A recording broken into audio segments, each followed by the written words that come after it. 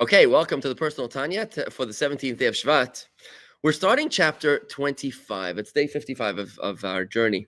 We're starting chapter 25 of Tanya. Now, what's very unique about this chapter is that on the Rebbe's wedding day, his father asked him to study this chapter of Tanya. Not to do it in depth, but to do it comprehensively in a way that he could understand it, to have focused kavana, the intention, not necessarily not analytical, but understanding, comprehensive understanding of it. Because apparently, this is the one chapter that you need to be able to live a life as expedient as possible. Because in this chapter, I believe, lies the key to happiness. You see, we've learned already in the flow of recent chapters, we're in the attempt to reach self-mastery, to reach the level of the Beinani. What's a Beinani? The Beinani is the three kinds of Jews. There's the failing Jew, the Rasha, the Tzaddik, who's the successful Jew, and then there's the Beinani, who's the battling Jew. This is the guy that has the inner war inside of himself, the godly soul, the animal soul, they're fighting. And the Beinani is the one who's able to keep vigilant over his animal soul, that it doesn't get expression in the garments of the soul, in thought, speech, and actions. He's the battling Jew, the Beinani.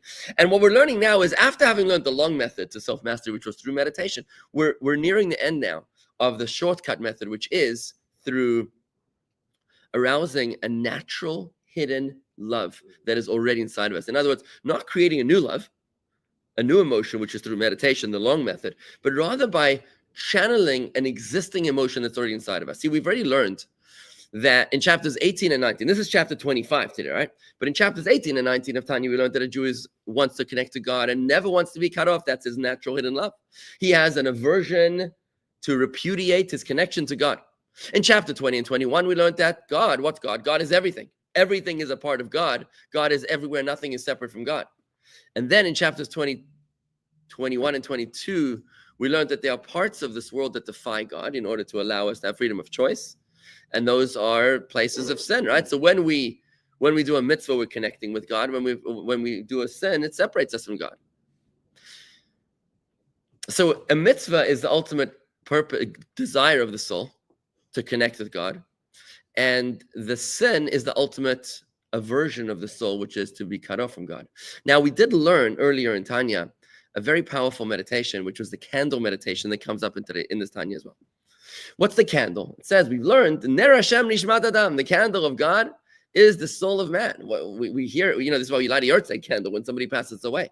On the memorial board, you have those words right over there on the wall, Ner Hashem Nishmat Adam, that the candle of God is the soul of man. What is King Solomon talking about? When he compares the soul to a candle, he's giving us the secret to happiness. He's telling us that your soul is a candle. And what is a candle? A candle opposes everything else in this world. Everything else in this world goes down. The candle goes up. Where is the candle going up to? Says Alter Rebbe in Tanya, chapter 19. Where is the candle aspiring towards? Where is it going? It's pulling towards its source. We've learned in chapter 19 there that, we have earth, air, fire, and water, the four elements. Earth is below us. That's why the earth goes down. When you drop the earth, it goes down. Water goes down because the water is below us. We're in the air, therefore air you let it out of a balloon and it goes sideways. But the source of fire is beneath the orbit of the moon, whatever that means. The origin of fire is invisible, like an ozone layer, which is beneath the orbit of the moon, and that's where the candle is aspiring to reach. The candle wants to connect with God. The candle wants to connect with its source, the origin of fire. In exactly the same way, the soul wants to do the same thing. The soul wants to connect with God. If you want to be happy, then allow your soul to do what it wants, which is to connect with God. Because it's a candle, and there's nothing you can do about it. It's an irrational thing. You can't explain. The Alter Rebbe says it's an irrational reality that the candle wants to connect with the source of fire, where it actually will expire, by the way. When it reaches that place beneath the orbit of the moon, it's going to burn out. But it doesn't matter. It wants to be united with its source. So too with the soul. Your soul desire, your happiness is achieved when you are connected with your source. That's what you want. And when the soul is not connected with its source, you're in a state of dysfunction. So with this meditation of the candle, we now approach today's chapter, to understand the mission statement of Tanya, which is one line from the Torah, which says, for the matter is very near to you, in your mouth and in your heart, that you may do it. Which basically means that it's very easy to reach self-mastery as an ordinary Jew. Every single Jew is able to reach a state of self-mastery. How do you do that? The Alter Rebbe explains that every Jew is able to reach it, not by creating a new emotion, but by redirecting an existing emotion. Because remember, you have that hidden love that you cannot disconnect from God. All you need to do is reach a state of awareness. What the awareness is that in exactly the same way that I cannot be disconnected from God if I was asked to bow down to an idol.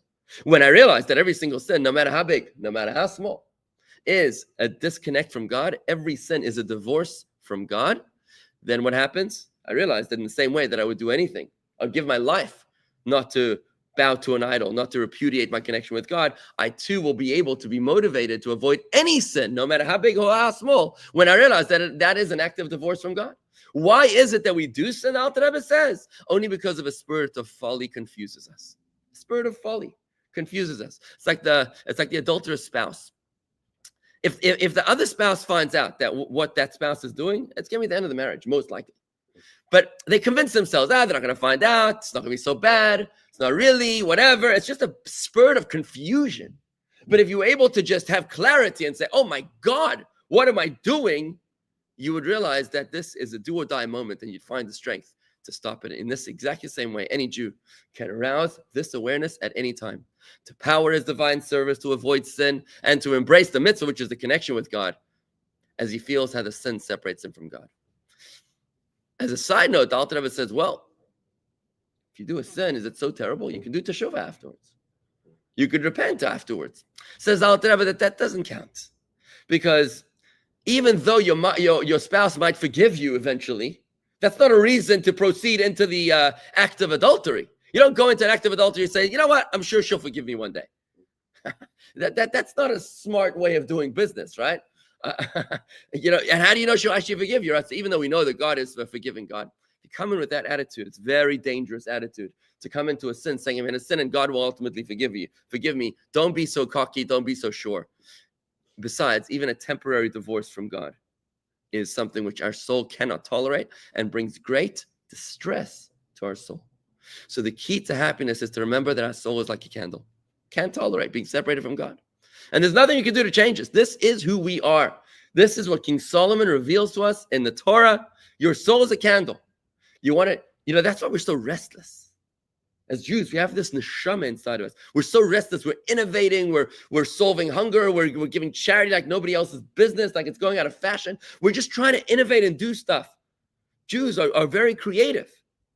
But what we don't realize is that restless spirit is actually our soul pining to be connected with God. And until such time as we connect with God, the Alter Rebbe tells us in Tanya, we will never be satiated. The quicker we align with this understanding of our nature, the quicker we'll reach happiness. Otherwise, our soul will be endlessly flickering in search of something elusive. The Tanya makes it clear today what the soul is seeking. It's merely a connection to its source. That's a wrap. You can do this. Let's try to apply.